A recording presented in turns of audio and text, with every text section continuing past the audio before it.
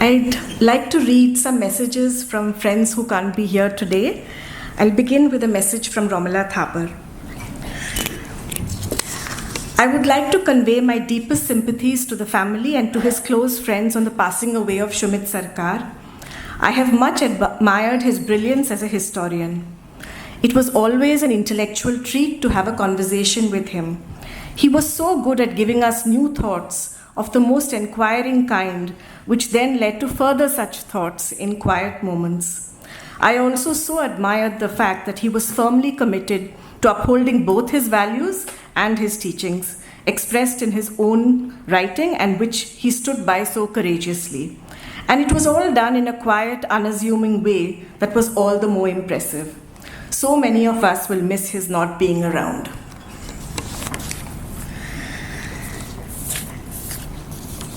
This is a message, a tribute from Ravi Ahuja. I never had the privilege of attending Sumit Sarkar's classes, and still, as far as Indian history is concerned, he taught me more than any other historian. He impressed me, moreover, by embodying the rare combination of acumen and humaneness. He harnessed his towering intellectual abilities to give space to others and to never make them feel small. Like many in this room, I have fond memories of Sumit that will stay with me. But here I will keep them to myself and do not wish to indulge in anecdotes. Sumit will be terribly missed by his dearest and by many others, including myself. But he also leaves an inheritance that needs to be looked after, protected, and most importantly, recognized. Sumit represented the best traditions of Marxist historical analysis, the combination of the cold, ruthlessly analytical, and the hot, uncompromisingly emancipatory currents. This required the discipline of context, as Hobsbawm put it, the dialectical conceptualization of contradictory realities, the avoidance of simple binaries, the insistence on permanent re-examination of what seemed fully explored. Two traits of Sumit's writings have been more immediately discernible. Firstly, his unsurpassed ability to synthesize coherently the most diverse and contradictory tendencies of modern South Asian history, as exemplified by Modern India that was first published in 1983 and continues to be indispensable. Secondly, his deeply reflective, carefully weighing approach, which found expression in his magisterial essays. As a university teacher, I have observed that students found both of these traits challenging, but I have always thought that they needed to be exposed to this challenge to gain intellectual independence. There is also a third trait of Sumit's writings, I believe, that is less frequently recognized because it is less obvious. Sumit's deeply dialectical approach was unobtrusively presented. His theoretical sophistication did not require the stage thunder of the latter-day post-structuralists. It was quietly applied to the complexities of the historical material, and this often more implicit approach leaves much to discover. Only occasionally, for instance, in what is still the only sophisticated critique of the later subaltern studies, these theoretical underpinnings of his work became more visible. I end here somewhat abruptly because Sumit taught us not to occupy too much space. What I wanted to say was this: while Sumit will be sorely missed, I'm also confident that a young generation that presently searches for radical alternatives will turn to him as a teacher. And now David Hardiman. Sumit was a fine person whom I respected deeply for his great integrity in all matters. I met him for the first time in 1980 at his and Tanika's Delhi University accommodation in Civil Lines. I had sought him out after reading his book on the Swadeshi movement in Bengal, which had impressed me by its depth of scholarship and its grasp of the movement in all its complexity. It was by far the best study of Indian nationalism at the provincial level available at that time. He and Tanika were most welcoming, and I found that he knew a lot about my own work on the nationalist movement in Gujarat. There was a lot to talk about. That was the start of a long friendship. We were together in the Subaltern Studies project, and besides sharing a commitment to writing on the contribution of subordinate groups to the nationalist movement, we also took popular faith and beliefs in the divine very seriously. We see this in his chapter in volume 6 of Subaltern Studies on the Kalki avatar of Bikrampur and in his writings on Ramakrishna. At one stage, we were on track to edit a volume of the series on popular religion, but it never got off the ground as the project went in a different direction. I shared his misgivings about this development, though never broke decisively with the project as he did. He had a solid commitment to a humanist socialism and an admiration for the work of E.P. Thompson, with its rejection of a narrowly economistic Marxism. His analysis of Thompson's legacy in writing social history provides a defense of his beliefs and his historical writing, and a critical assessment that continues to resonate, at least with me. In particular, his defense of the discipline of history in the face of postmodernist critiques is something that I greatly value and feel strengthened by. This stance, I believe, has been vindicated by the rise of the populist right in many erstwhile liberal democracies, not least in India. We now understand how important it is to affirm the discipline of history in the face of propagandist versions of the past that justify the oppression of minorities and bolster an intolerant majoritarian nationalism. Although he had many health problems in recent years, Sumit retained his keen cosmopolitan intellect. His knowledge of many histories was prodigious, as I discovered when in recent years we visited or passed by historical sites in Warwickshire, such as Edge Hill. He knew immediately their significance in England's past. In all this, he was a pleasure to be with, to talk to, and I shall always treasure his memory. I am going to read out 3 more messages. The first is from Ekalavya Foundation. Ekalavya Foundation joins the family, friends, students and admirers of Professor Sumit Sarkar in paying our homage to him and celebrating his work. While his contributions to history writing and democratic movements is well known, his sustained engagement with school education interventions is less talked about. Sumit's association with Ekalavya goes back to the days when Ekalavya was not yet formed. Vinod Raina, a member of the founding group, was quite close to Sumit and had a number of conversations with him about the shape the proposed organization was to take, and especially the extension of its work to social science education. Sumit joined the Ekalavya family as a member of its governing board in 1986. He was also elected as the president of Ekalavya Foundation between 1989 and 1994. Of course, he kept complaining that he had no head for the audit reports which he had to sign as the president. Subbu, who joined the social science program in 1984, had worked with Sumit in the massive exercise undertaken by Delhi University History Department to revamp the BA Honours and MA syllabus in the early 1980s and learnt much about how to approach curriculum designing, especially in history. The position that Sumit took regarding the so-called periodization question was to have a lasting impact on conceptualizing school history syllabus. Sumit had argued that periodization cannot be seen as something happening at a definite point in time, but over several centuries. Secondly, periodization can be different in different spheres of human activity: production systems, polity, religion, literature, architecture, science, etc. This became one of the organizing principles of our history curriculum. Sumit took keen interest in the development of our social science books, always encouraging and giving perceptive suggestions.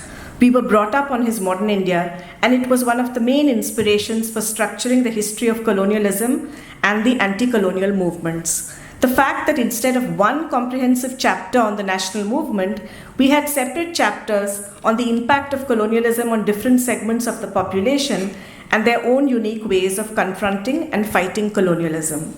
Sumit not only spent long hours discussing the chapters with us, but also came down to the schools to see how these were taught in the classrooms and how the children responded to the chapters.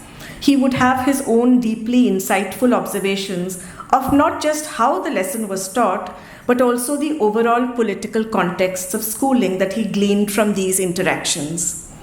Subsequently, he prepared a detailed critical review of the chapters related to the colonial period. While being appreciative, he did not spare words when he found them wanting. This criticism was not only couched in gentle language, but was invariably accompanied by concrete suggestions of how the chapters could be improved. Sumit's involvement went much beyond the school programs. He was greatly interested in the Kabir Bhajan Mandalis, patronized mainly by the Dalit communities of Malwa. In fact, he encouraged his students like Shahana Bhattacharya to take up an ethno-historical study of these communities, going against the grain of the conventional history research.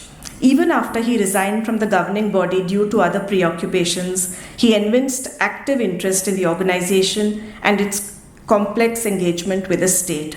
His encouragement and sage advice will always be missed. We salute the memory of Professor Sumit Sarkar. This comes from C.N. Subramaniam, Vinita Bal and Tutul Biswas.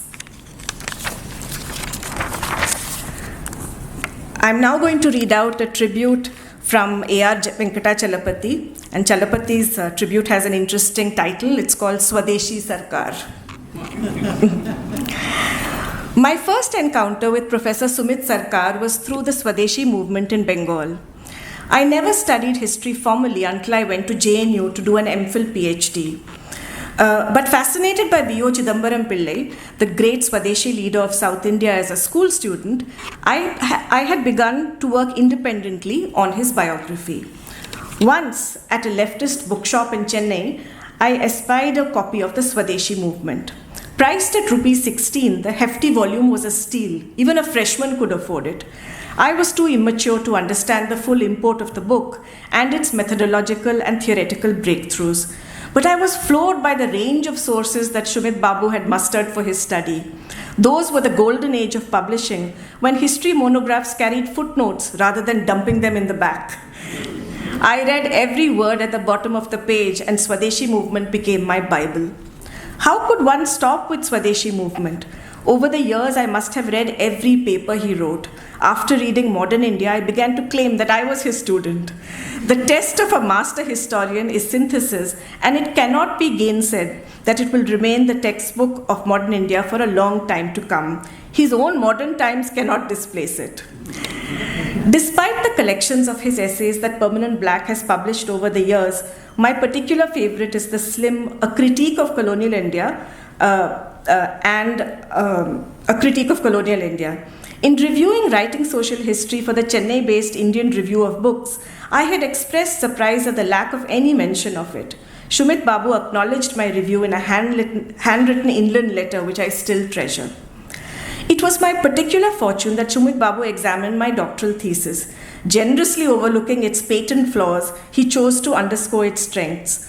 For some time afterwards, I kept hearing stories about the Sarkars, Sumit and Tanika, exalting a very un-JNU-like thesis written by a Chennai student. Sumit Babu was the master of the long-form essay, and the flood of deeply felt obituaries has predictably and justly picked out some of his classic essays on Ram Mohan and the break with the past, the logic of Gandhian nationalism, Ramakrishna and the drudgery of the colonial middle class, and the scandal of Bikrampur. I would like to flag two underrated pieces. His 1984 social scientist response, The Communists and 1942, to Arun Shoury's Illustrated Weekly of India series on the great betrayal of Indian communists, stands on the same footing as E.P. Thompson's impassioned polemics. A similar moral passion informs his essay on P.C. Joshi. An early critic of the Indian variety of fascism, he did not hesitate to condemn the Nandigram firing. When writing my own book, Swadeshi's Steam, 40 years after first reading Swadeshi movement, I had an uncanny feeling that Sumit Babu was hovering behind my back, smirking at my awkward attempt to narrate the Swadeshi story in the South. The exacting standards of historical writing that he set are hard to match, but the endorsement of Professor Tanika Sarkar gave me some reassurance. It comforts me to know that Sumit Babu held Swadeshi's Steam in his hands. Never mind the sharp critique he made of the Bengal Renaissance, but in his passing, Sumit Babu royally walks into its pantheon. I'd like to read the message from Mrinalini Sinha. I was never formally your student, but like so many others have said since you have been gone, I too am your student. Long before I had the privilege of meeting you, and long after I began thinking of you as a friend, you provided me with the foundations on which I would build my intellectual frameworks. My bookshelves are filled with much-thumbed copies of your works, starting with Modern India, of course, that stood by me through my student days and has continued to be my go-to resource in my own teaching career. Of the many things you have taught me, and they are indeed very many, one is a strong and abiding love for the historian's craft. Despite an openness to different theoretical paradigms, you gave me my political calling as a student of history. In your writings, you showed us that history, like human beings, is too messy and unpredictable to unfold according to any predetermined schemas. Your corpus of work has thus always felt as a gift that keeps on giving, and it is a gift that will forever stay with me. But your words I will miss very dearly. You were such an exceedingly rare and exceptional academic superstar because you had none of the airs that come with that status. I am not sure they make them like you anymore. It is hard to believe how generous and curious you were to hear about other people's work. I still remember the keen interest you showed in my partner Clement's work on 17th and 18th century British literature. You and he quickly discovered a shared interest in the radical politics of the levelers and the diggers. It amazes me to think how kind and patient you were, even when some of what I shared with you must have sounded terribly crude and untidy. You still somehow made me feel energized and smarter after discussing my ideas with you. You had an unfailing knack of asking me just the question that would get me to what I had all along been trying to say but failing. I always came away from an evening with Tanika and you feeling both very heard and invigorated. It is a very rare quality you had to make those around you feel at ease. You have helped me construct my own intellectual map. Despite my debts to your works and to your words, yours was a wholly enabling influence. Dear teacher and friend, you have earned your rest. It is hard to let you go, but I won't begrudge the release you so richly deserve from human suffering. Yours has been a life well lived, and for me, it is a humbling privilege to have shared a part of this journey with you. It is now time to say a final goodbye. I'm going to read two more messages. The first is from Claude Markowitz. For me, Sumit was both a friend and an inspirational figure. When I got to know him through my wife Piali, I was still a raw beginner in the field of Indian history. On top of that, I came from Cambridge, which was then not the best recommendation vis-a-vis Indian leftist historians. He was an established figure and he could well have ignored me as a historian, but actually he was very encouraging, and at this stage, his encouragements were important for me. I was not a certified Marxist, but had leftist sympathies, and Sumit had a notion of Marxist historiography as a kind of broad church in which there was even a place for heretics. So we got along professionally as well as personally, and when I think of his kindness to me, I feel genuinely touched. When someone like him passes away, one tends to regret the missed opportunities of encounter, which are inevitable when one lives thousands of miles apart, though we did meet quite regularly in Paris, London, or Delhi. The more so as being with him was always fun and never in any way boring. He was not pompous or self-important, as academics sometimes tend to be, and did not take himself seriously. He had a marvelous sense of humor which was really his own. I would not be able to define it or locate it precisely. It was perhaps very Bengali, but I don't know enough about Bengali culture to affirm it. In any case, his company was always entertaining as well as enlightening, and one will miss him terribly. I could become emotional in evoking him, and therefore I prefer to stop here and to tell Tonika, Aditya and Anna how much I share their grief.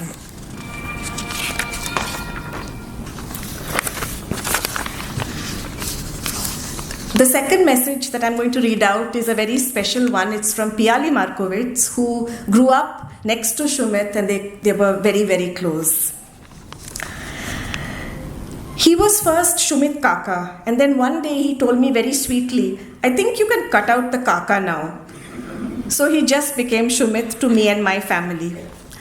It is difficult to know where to begin when talking about Sumit and the Sarkars. Sometime in the mid-50s, my grandmother decided that part of the land on which our house stood on in Nagtala had to be sold. But she was adamant that she could only have Sushobhan as a neighbor because that was how it had been in Giridih.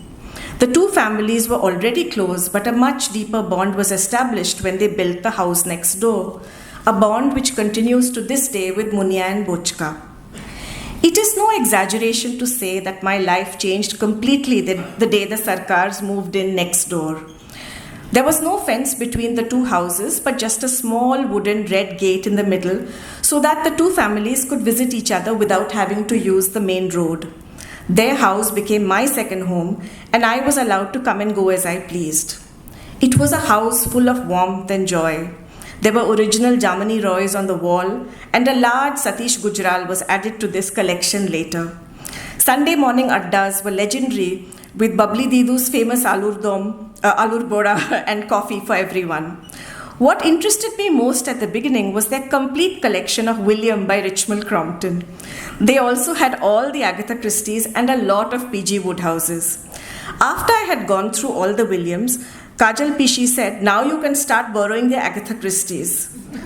I was doubtful whether I wanted to read books with murders in them, so it was decided that Kajal Pishi would tell me some of the stories till I got over my fear of murders. And so began some of the most magical evenings of storytelling. We would sit on the takposh on the veranda with the entire Sarkar family in attendance, listening to Kajal Pishi with frequent interventions from Sumit filling in the details. My grandmother was still not wholly convinced that a fridge was a useful piece of household item, and it was difficult to get a telephone line those days in Calcutta. But they had a fridge and we had a telephone. Sumit, who was still in college, would very often receive telephone calls from some of his female classmates. I always took messages if he wasn't around and then bellow out from the front veranda over the noise of the main road. "Ratna rang you up, and then there was also a call from Sunanda, you have to call them back," etc. This was a frequent occurrence and amused not only our respective families, but also the shopkeepers on the other side of the street. Ratna was, of course, Ratna Bakchi, but Sunanda remains a mystery. There are umpteen Sumit moments which I shall always remember with affection. Sumit bringing over a packet of 10 Cadbury chocolates to make up for my slab of chocolate left in their fridge which he had polished off. Sumit teaching me the partition of Poland with such clarity that history became interesting and not a seance of dictation delivered at bewildering speed. All of us coming back from the yearly youth festival and disagreeing agreeably about the play we had just seen. Sumit announcing his MA results on the steps of 19 Sharad Banerjee Road. Shumit's dismissal of some of the songs of the Lincoln Brigade, even though sung by Pete Seeger, and his clear preference for Ernst Busch singing Spanish Civil War songs in German. Shumit discussing the Musée Carnivale, which he loved. The list can go on and on. But my favorite memory is of the two of us scurrying down Rue Manger to see a second film after we had already seen one with only 10 minutes to spare, and Sumit chuckling and saying, "This is mad, I have never seen two films back to back. Are you sure we can do this?" His last trip to Paris was with Munia and Bochka a couple of years ago. I had given them the keys to our flat, and even though they tried to get into the wrong flat on the wrong floor, the trip was a success and he managed to visit some of the places he loved. It is rare to remain close to someone you have known since the age of 6, but that is indeed how it was. We last saw them in Leamington Square with Munia, Anna and Bochka. He was frail, but his wonderful sense of humor was intact. The afternoon was spent not only despairing over the state of the world, but also laughing and joking about happier times.